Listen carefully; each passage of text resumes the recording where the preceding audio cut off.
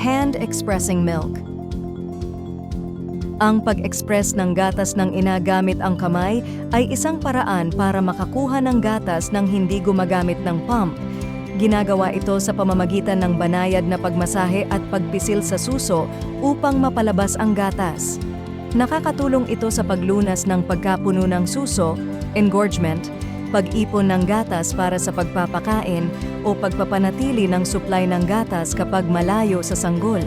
Para gawin ito, ilagay ang daliri sa hugis C sa paligid ng areola, dahan-dahang itulak papasok sa dibdib at pisilin ng may ritmo. Ito ay libre at praktikal. How to hand express. Paano mag-hand express ng gatas number 1? Maghanda. Maraming ina ang nakakakita ng ginhawa sa paggamit ng maligamgam na towel o lampin bago magsimula sa hand expression.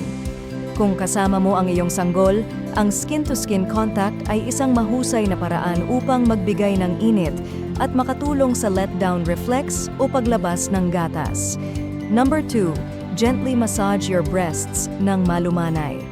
Mayroong iba't ibang paraan ng pagmamasahe, kaya't subukan ang iba't ibang pamamaraan upang malaman kung alin ang pinaka-epektibo para sa iyo. 3. Simula ng pag-express, ilagay ang mga daliri mo sa gilid ng areola, ang kulay balat na bahagi sa paligid ng nipple. Siguraduhing nasa tamang lugar ang iyong mga daliri para sa epektibong pag-express ng gatas. Tuloy-tuloy lang ang proseso at mag-adjust kung kinakailangan upang maging komportable. Kapag may pamamaga ng suso o engorgement, nagkakaroon ng hirap ang iyong sanggol na mag-latch.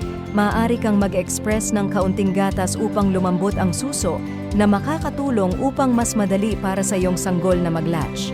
Kung ang iyong sanggol ay maliit, napaaga ang kapanganakan o hindi maayos ang pagsuso, ang na-express na gatas ay maaaring ibigay sa kanya gamit ang kutsara o cup feeding. Panatilihing malinis ang mga kamay at paligid bago magsimula. Gumamit ng malinis na kutsara, syringe, o maliit na container na gawa sa food-grade material. Lagyan ng petsa at oras ang lalagyan para madaling i-monitor. Tandaan, iwasang paghaluin ang bagong pump na gatas sa naunang pinalamig o frozen na gatas maliban kung pareho na ang temperatura nila at huwag muling i-freeze ang na-defrost na gatas.